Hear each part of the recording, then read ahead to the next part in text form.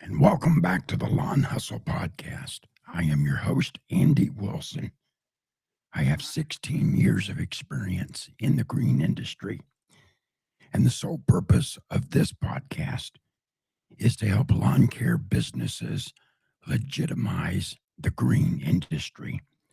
We want to do our part in taking us from the chuck in the truck to a legitimate, thriving industry. Tonight, I have a special guest, John Grant with Grant Sons Lawn Care. John, welcome to the Lawn Hustle. Thank you for having me, Andy. Well, a few months ago, you and I had the privilege of attending the LCR Summit and Equip Expo in Louisville, Kentucky. Tell us, what was your biggest takeaways from both events? Let's see. I would say from the LCR Summit, I was really kind of recognizing a lot of my learning. Um, I was being a student, but not as much putting it into practice as I should have been. Um, and that's something we're really trying to work on. That I would say I struggle with. You get a lot of education, you get a lot of learning. Um, you hear how you should be doing it, but are you really putting it into practice? And I would say I was struggling with that, and that was something I was having a hard time with getting um, stuff into play that I should have been, or holding back, maybe afraid to step out sometimes to move forward with that stuff. Um, I came to the realization that I need to put more things into play and utilize the stuff I'm learning more and be able to grow the business. What about Equip Expo? What was this your first year to attend Equip? This is our this was our third year at Equip. Okay. 23 was our first year there, so um, I would say Equip was good.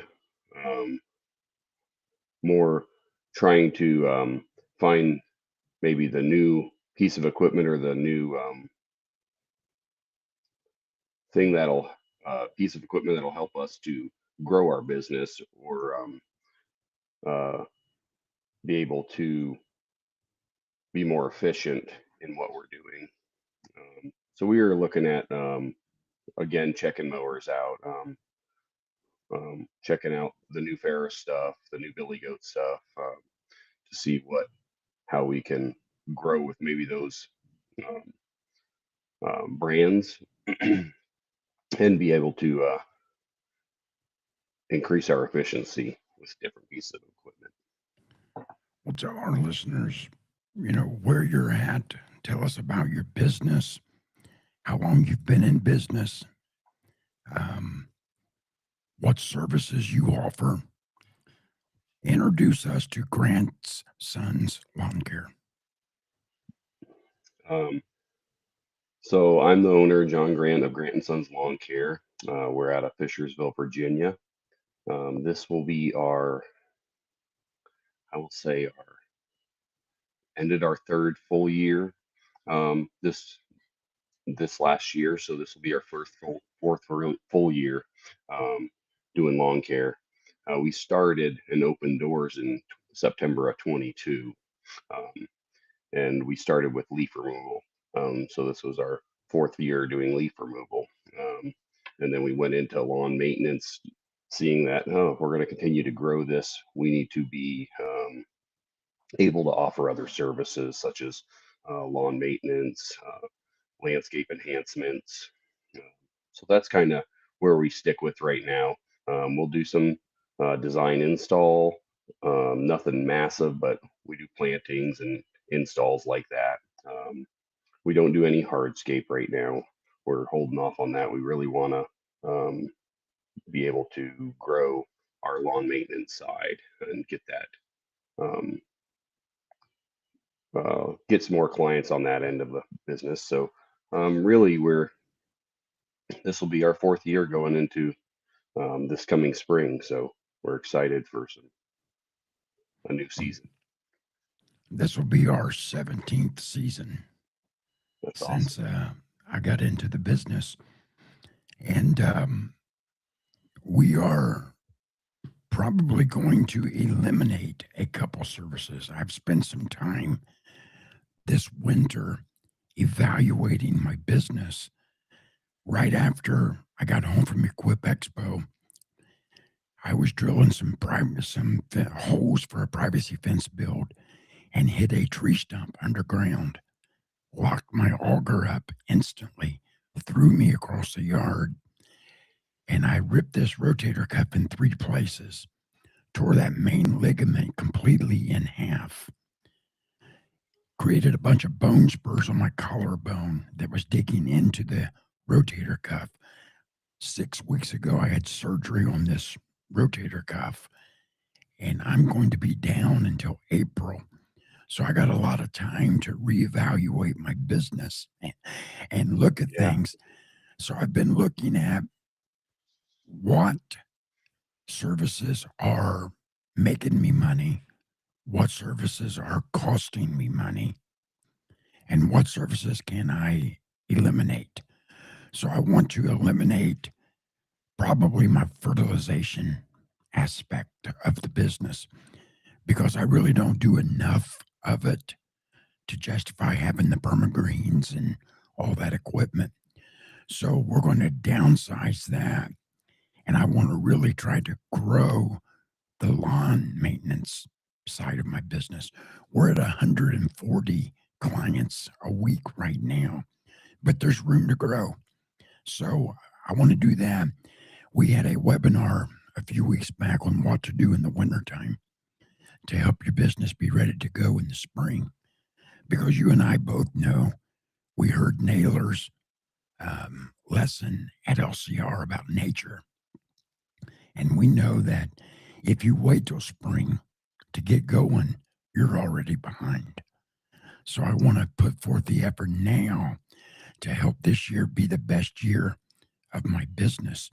So let me ask you, what are you doing in the winter months to help your business be ready to roll when it's time to roll? sure. Um, so right now we just actually talked a little bit about it today. Me, my wife, and my son. Really just working on. Right now we're looking at all our um, some of our marketing we did last year, and really kind of we didn't have the time and didn't really look at where that's uh, what the what do you call it? Oh, how well that did. We're gonna break that down and revisit it and see what we were paying for leads, what that cost us. Was it benefiting us? We've done some marketing with some other places, um, and I just really haven't seen the return. It may be brand awareness, but I haven't got a call from all those, which is fine. I think it's more brand awareness, that other marketing we do, but I'm probably looking at pulling that so I can put it towards more either Facebook marketing, maybe doing some more flyers. We've already been out this year putting out door hangers to get ready for fall pruning, fall/spring pruning, and get that all lined out and try to get some more customers in all the subdivisions we service. um, but we've been sitting down and really looking at, okay, here's our goals for this year, doing some goal setting, how we want to grow the company. We just feel like right now we really need to also grow our lawn maintenance side. That needs to be built up. We need probably about another 50 mowing customers this year is where we want to go. We hired a guy right after Quip, mid-November there, which kind of off season, but hired him to get him see how he does in the fall here. And we're doing some training this winter with him to build him up, get him ready for the spring. And the goal will be hopefully to have him, um, well, he'll be running a truck with Caden and possibly me, and maybe hiring another guy this spring to um, be more of a trimmer guide and starting out. They'll Awesome. both be learning, but the goal will be for him uh, to grow and be able to take over a truck at some point. Um, I would say the biggest part we're doing right now is really doing the goal setting, planning out our year for, um, like Naylor talks about the different seasons that you do different stuff. You need to really train your customers to know that, hey, this is the time that we do this service, because come summer we're slammed with mowing. Um, our long term goal would have be able to have a truck here maybe by this year, or maybe out doing more landscape enhancement stuff and being able Mhm. to go out and do quotes and estimates easier. Last year, I was me and Caden were so slammed and so busy that, and we didn't hire a guy. We hired a guy midsummer and he didn't work out. He was a great guy, but he just kind of ghosted. Um, but So we were trying to. But seems like a huge frustration sometimes. I mean, it's a lot of work to know um, the right person, that you have to train them no matter what. You got to train these people and put the time in, and be able to do that. So having a sorry, jumping. I get a little squirrel here. Um, Building a landscape enhancement service so we can be out doing mulch and different things like that, and taking care of properties, regular maintenance on their shrubs and bed maintenance is a goal of mine to have, and be able to have a truck that is, staying busy doing those services, just so we can grow that revenue and grow the business and provide those services. Well, you are on the right track. People that Thank you. wait till spring to start thinking about spring, they're so far behind because once that spring rush hits, like I know, it's go, go, go, go, go, go because the grass is growing so fast you can barely keep up with it. And then you get 2 or 3 days of rain. And by the time you get back to that property, the grass is knee high.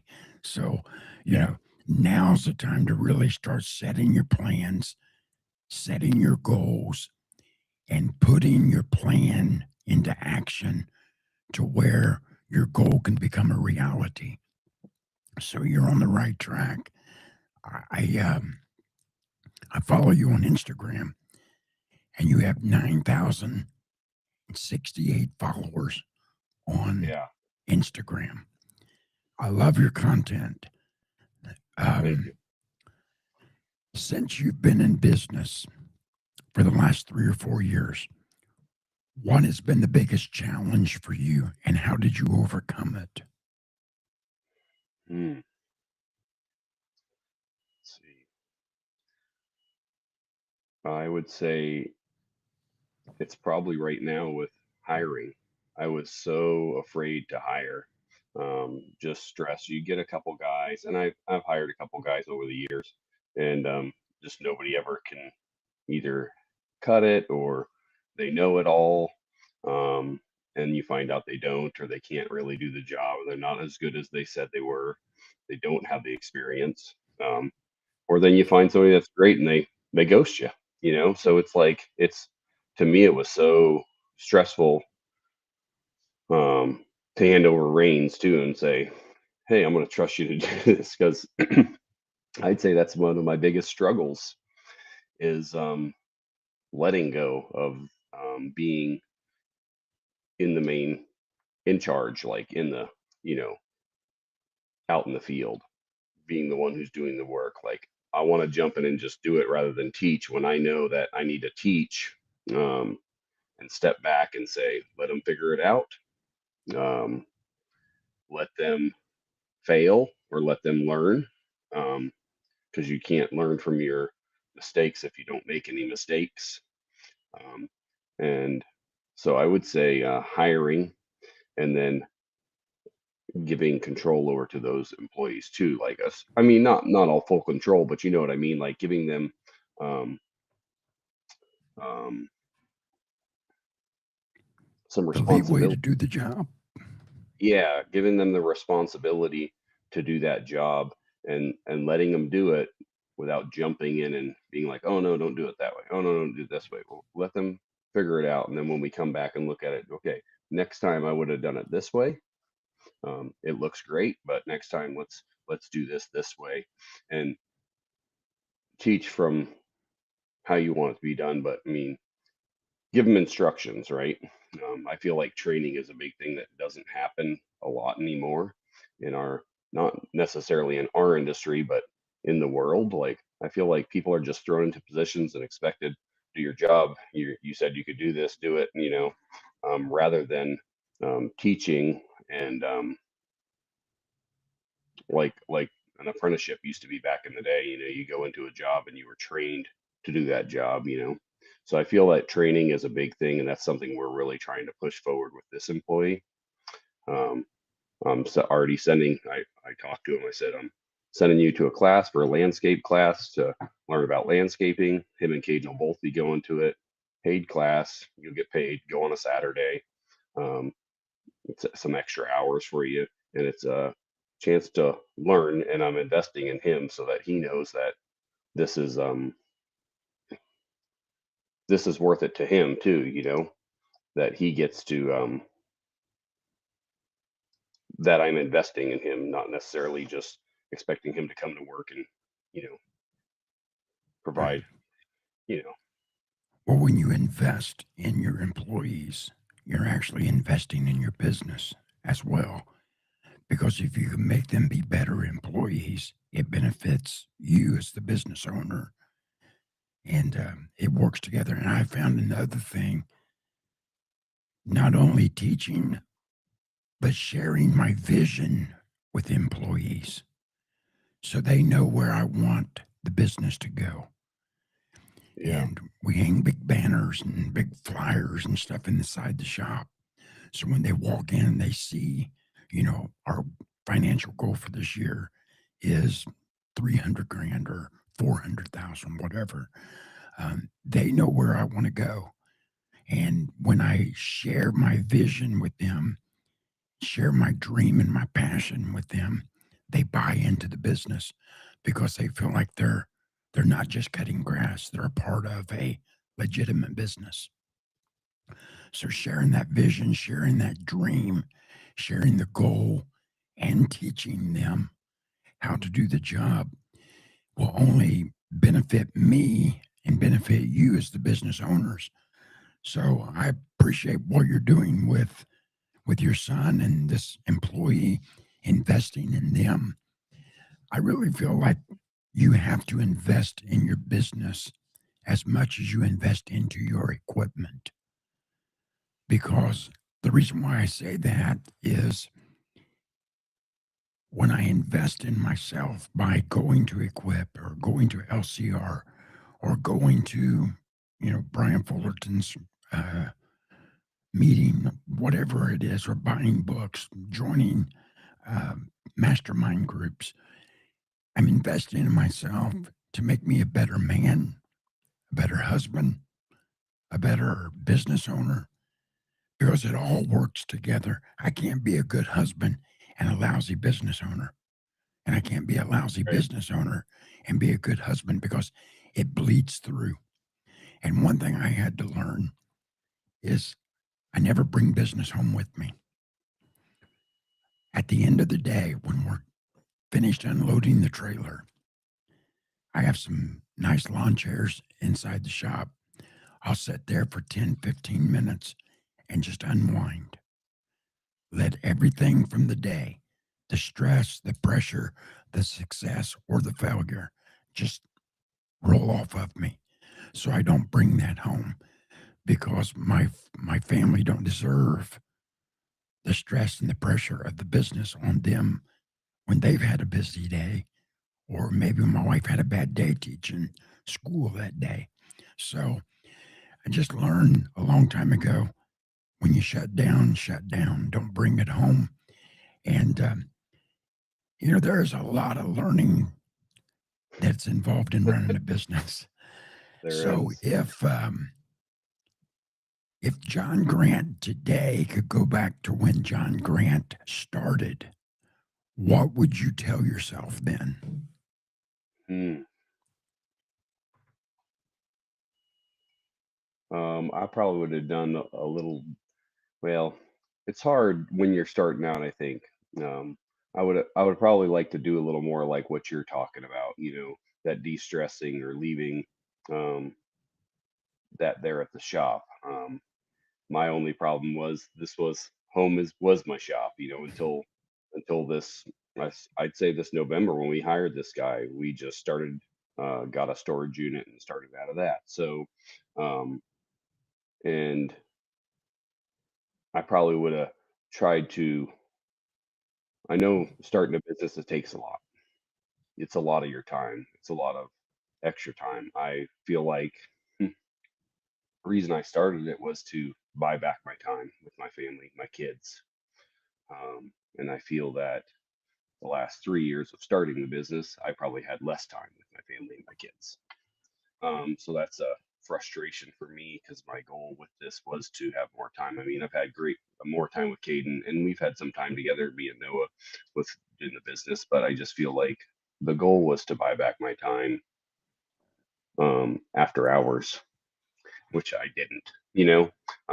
And we're working towards that now. That's the goal now. That's one of the things I'm really working on is trying with the new employee. I'm able to be home. We're done by 4:15. We got a shut off time. Maybe here and there a job we don't plan to go further, but it goes over a little bit, and that's going to happen here and there. But the goal is to be done at 4:15, and we're out for the day, and I'm home, and I can go to my son's game. I can do whatever. So we having that extra employee has really let me do that already. Um, and that I would say that's the thing I wish I could have done maybe earlier, maybe hired a guy earlier and not been so afraid to hire. Because I mean, I think we probably could have grown a little quicker or grown a little bigger if we had that other guy. Because me and Caden did probably 60-hour weeks last year, and I would say don't be afraid to hire. I love that. And I love that you're buying back your time. And Yeah. when I started, it was daylight to dark. I went every day, Hmm. and I was missing birthday parties, family cookouts, family reunions, Yeah. special occasions at friends' houses. And my wife would come home and I would say, "Well, who was there?" And she would say, "Well, Tim was there or Kirk was there." And they asked, where you were. And then they just started saying, "Is Andy working?" Because they knew that's what I was doing. It was Yeah. a day and there was sunshine. So I was working.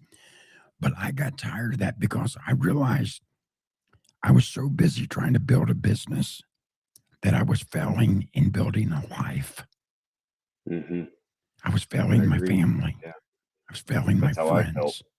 friends. So I had to come to the same conclusion as you. I got to shut down at this time.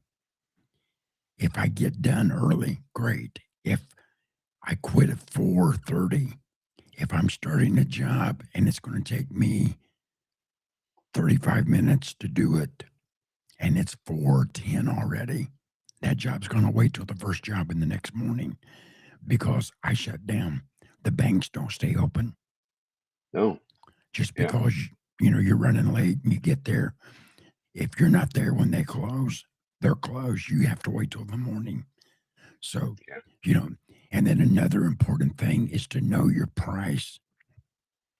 Price your properties according to your value and according to that client's expected outcome of the job. And when you do that and you stick to it, it's going to make you more profitable. It's going to build a better relationship with your client because they know you're going to show up, you're going to do the job, it's going to look great when you're done. And I had one lady tell me, "Well, you're high. The last guy done it for $25. Call the last guy, have him come back because I've got a minimum and your property falls in that minimum. And it's going to be this price, but I promise you, you get the best job that you can buy in Newcastle because I'm going to do Yeah. the job. I'm going to show up. I'm going to show out. And your job's going to be done with professionalism. It's going to be done with integrity. And I'm going to do it with a spirit of a servant because I feel like we're servants to our clients. You know, not that they're our boss ruling over us, but they do hold the paycheck or the credit card. They're paying us, so we are their servant. And we do it with a spirit of excellence in all that we do. So let's take a short break. Let's hear a word from our show sponsor, Eartha Pro. Did you know that bookkeeping is one of the first things you should outsource before scaling your company? Hey guys, it's Joey with the Landscaping Bookkeeper, and I wanted to personally invite you to join our group of more than 50 lawn care Wrong pros that ad. have decided to track and learn their numbers.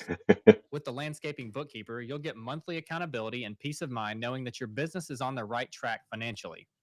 You can book a call with us by going to thelandscapingbookkeeper.com and scheduling a 15-minute phone call. I look forward to hearing from you guys. Thanks. We'll hear from Eartha Pro here at the end of the show.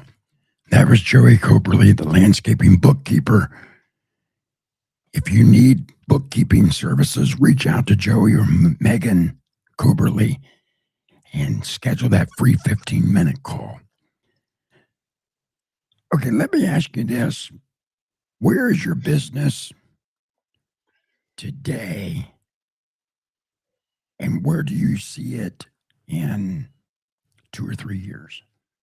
As far as number of employees, number of clients, what are your goals? Where you're going?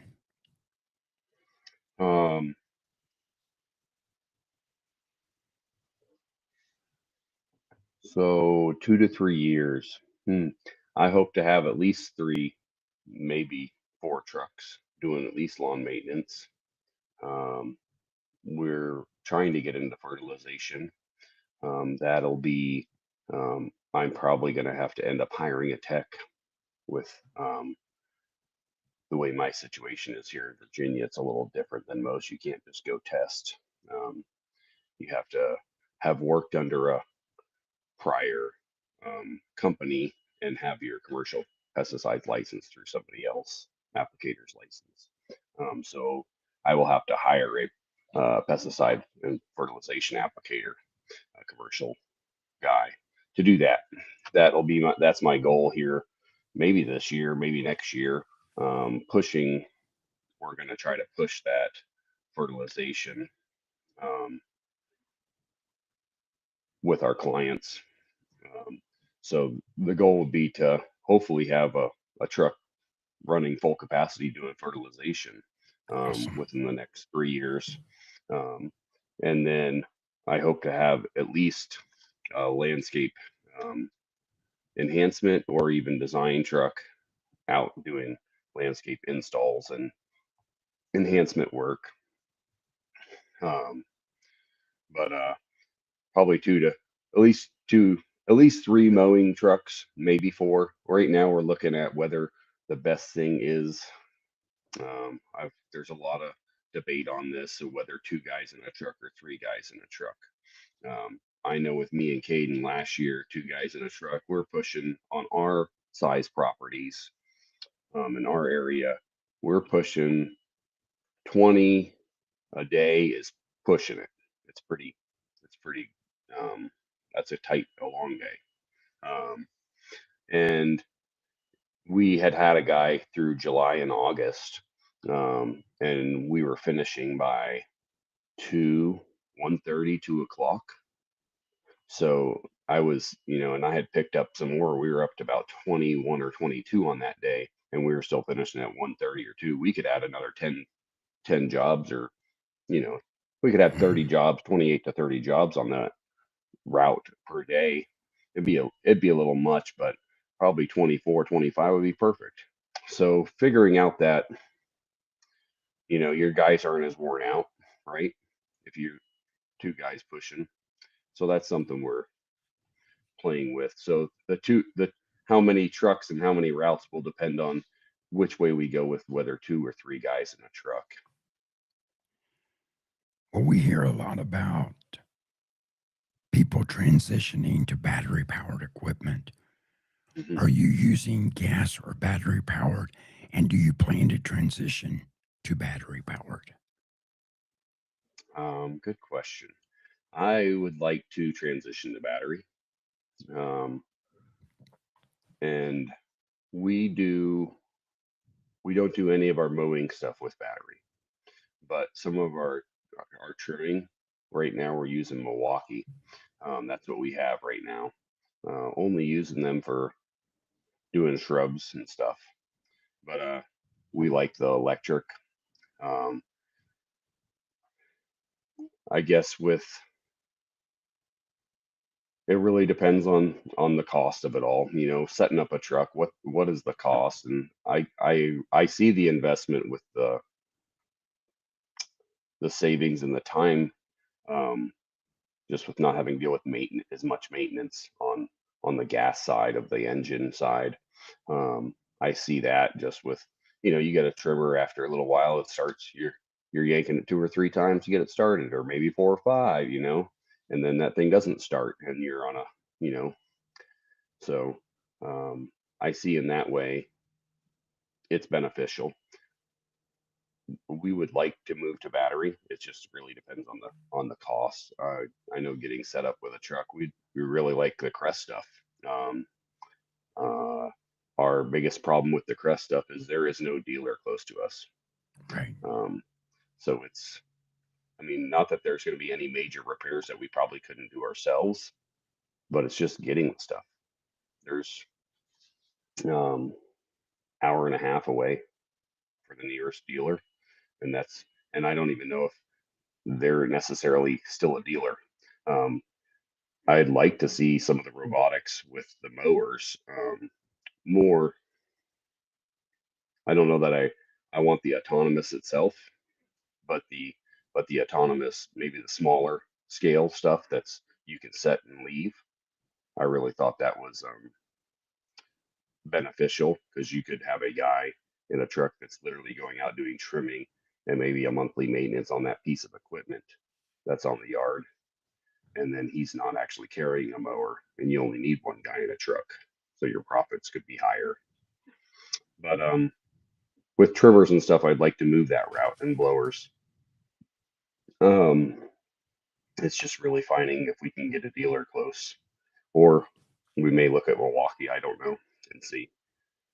Well, this year to equip, I connected with Cynics Tools, Okay. and they have brought me on as a brand ambassador for Cynics Tools. They've sent me a blower, a hedge trimmer, and a trimmer, and 4 or 5 batteries and 3 different chargers. And I used them there at the end of the fall season before I got injured. And I am really impressed with the balance of the trimmer, the weight. It's so much lighter than my steel trimmers that we've been using. And the battery life works really well, especially on like the hedge trimmers. I can trim with that thing all day long. And I mean, I'm trimming a lot of bushes in a day's time. So my biggest uh, fear of transitioning from gas to battery was that the battery life, would they hold up for all that we put them through, you know? And, Sure. but so far I'm impressed with Cynics. It's a great piece of equipment. The trimmers last great. They have great balance. I don't smell gas. I don't smell like gas. you know.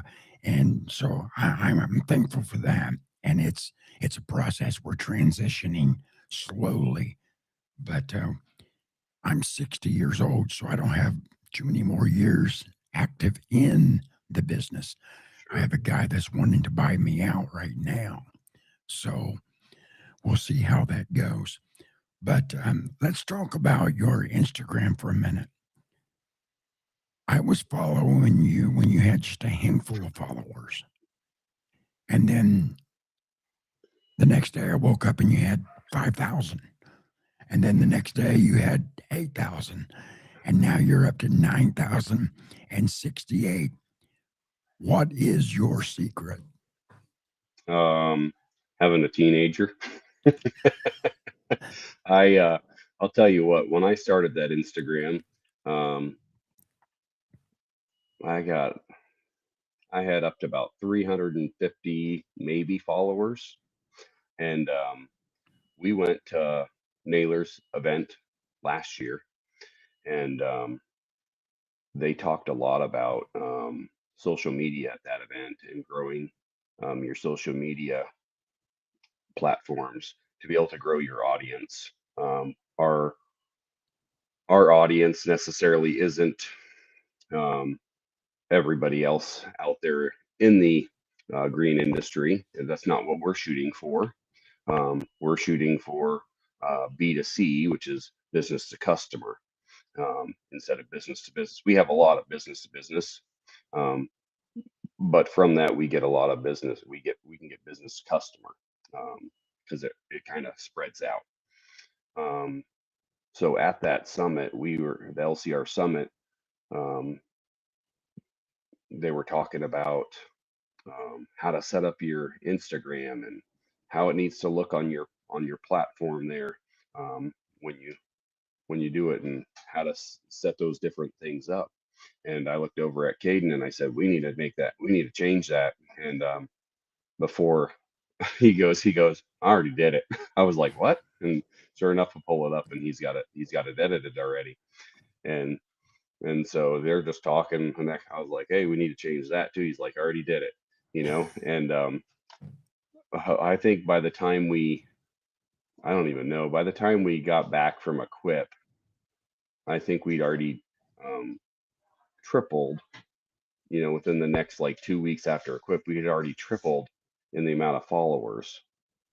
And and the biggest thing with it um, was learning to post consistently. Um, the the consistency is what gets the algorithm working, which moves you up and sends your stuff out to more people. The more you're consistent and post on the regular, it's not like you got to post every day. Hey, that's better, but if you can post once a week, you know, the, and be consistent at that, it notices that it sends you out more, so you'll get more coverage. But if you're not being consistent with it, then you're not going to get that. So he's been really consistent with it. We made more of an effort to make more videos, make more content, record more, which takes more time in the field when you're doing jobs. So, but that gives us that ability to be able to have content to share about who we are, what we do, what we're about.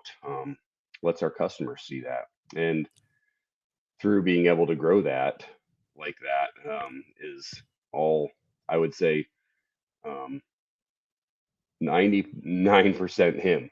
Caden has been the one who's been able to do that. I mean, I'm there helping make videos and doing videos, but and making the content. I mean, the posting part and being consistent with it and making and preparing the content and building it, has been him. So I mean, it's been huge to see some of our videos um, getting the views they get, and that's been really awesome. I was working here at my house in the front yard cleaning up some leaves, and I'm on my grasshopper mower.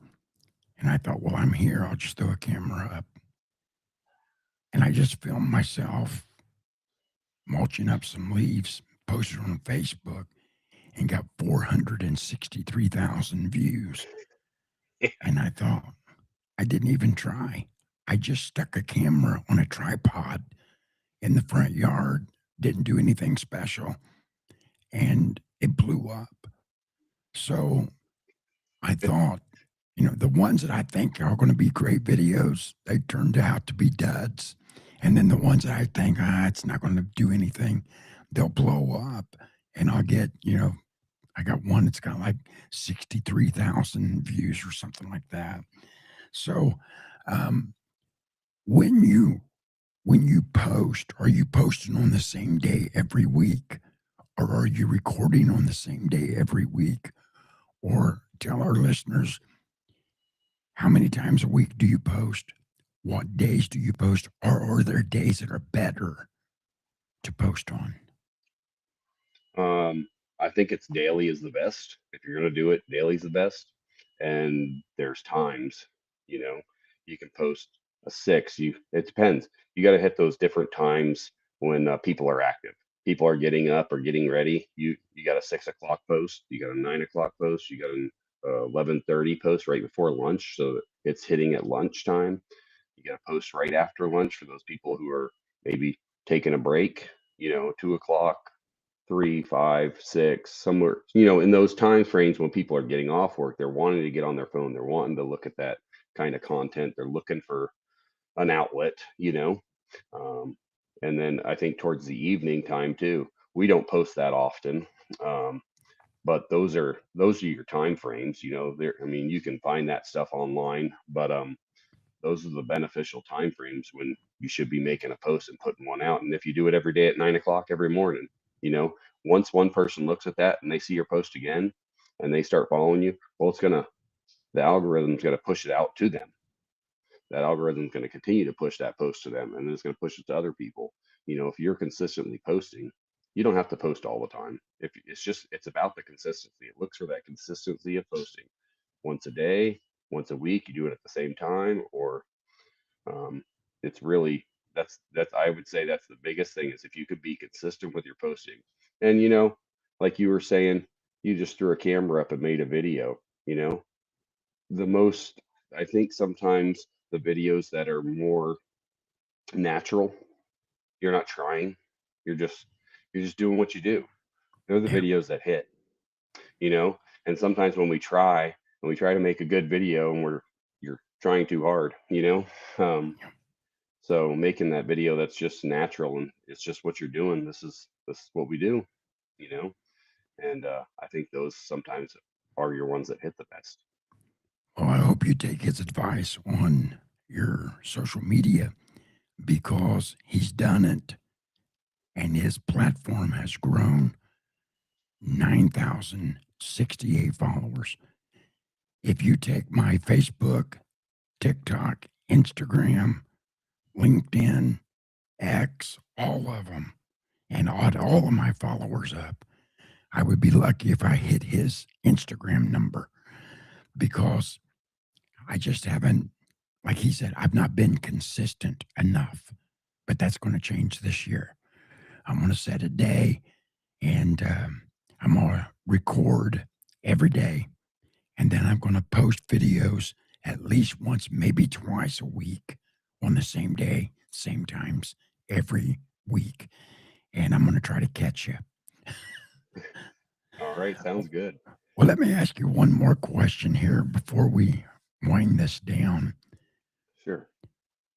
What is the one piece of equipment that you have gotten the best ROL on or ROI on, return on your investment?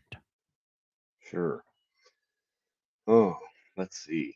I would say um,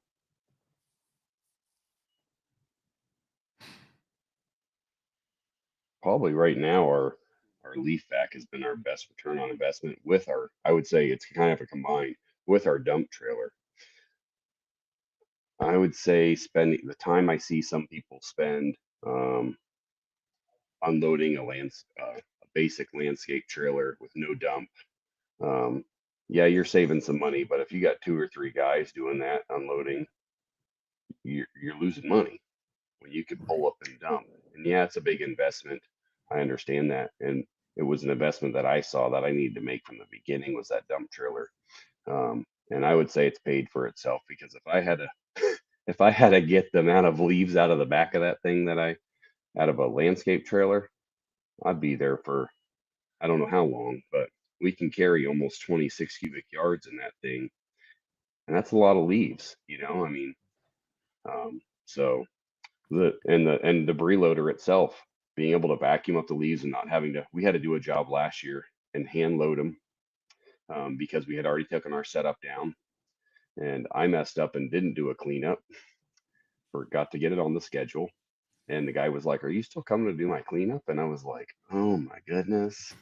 And we had to blow it, and then we had to rake it, and we had a full dump trailer. I mean, of unshredded leaves, but I had a full dump trailer of leaves, and I was just like, never, never again. Like I couldn't imagine. Like I hadn't had to do it, and I had to do it that way. And I was like, these guys that I've seen bigger companies than me in my area hand loading because they didn't have a debris loader, like 4 or 5 guys, and they're just loading the truck, and then they're standing there while that truck goes to dump, and there's nothing to do because they've already blown all the leaves and waiting for them to go dump and come back.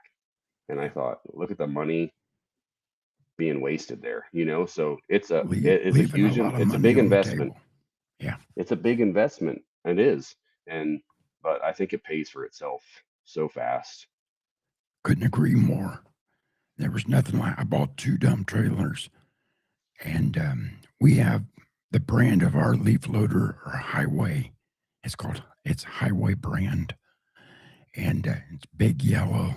It's got a 14-inch hose, and Nice. it'll suck through a pile of leaves in no time. And we would fill those trailers up. And I got a strawberry farmer. I take all of my mulched up leaves out to his house and dump them, and he uses it for compost for strawberry fields. So it Nice. helps him and helps me because I'm not paying to dump my leaves somewhere. And then he gets free compost. So it helps us both. And it's so nice to have friends like that and people in your community that you can work with. I think a lot of people make business more difficult than it should be. When you build a community and you have people in the industry, that's why I don't look at other lawn care businesses as a competitor. I look at them as a friend. Yeah. And we'll get together on a rain day at a local restaurant here in town, sit around the table and talk about, what are you doing? How's business going this year? What's your growth? What are you eliminating? What are you um, doing today to help your business tomorrow? Just brainstorm and talk. And it is so nice to have a community of people that you can, anyone in my town, if I had a down day with equipment, someone would call me and come and help me finish up. I wouldn't have a complete loss because there's friends that we build in the community and in the industry. And this farmer one day, he just called me out of the blue and said, "Hey, I need compost for my strawberry fields." He said, "In the fall of the year, would you be interested in dumping your leaves in my house?" I said, "I would love to," because I was Yeah. paying dump fees every time to get rid of them. And it doesn't mean I took the dump fee off of the price for the customer because I'm still driving out to his house and still have an employee in the truck with me and we're dumping them. So, we're still dumping them. I'm just not paying to dump them. So there's Sure. still some expenses involved. And so working together. And I appreciate you coming on the show. I think you gave our listeners some very usable and actionable content and some information tonight that will help them legitimize and grow their business. So, John, I appreciate you being on the Lawn Hustle. And I hope this year is your best year ever. And you find more Thank you. success than you've ever had before. I appreciate that. Thank you very much, and thank you for bringing me on the show. Oh, you're welcome. And we will do it again. I will be contacting you sometime, and maybe we'll get your son on with us the next time. And I was teasing with him at the LCR Summit and asked him if he wanted to be my social media manager because I'd heard you say that he was the reason why your social media took off. But man, keep putting out the content, keep working, keep grinding. And until we talk again, we wish you nothing but success. Thank you for being on the Lawn Hustle. Thank you. All right.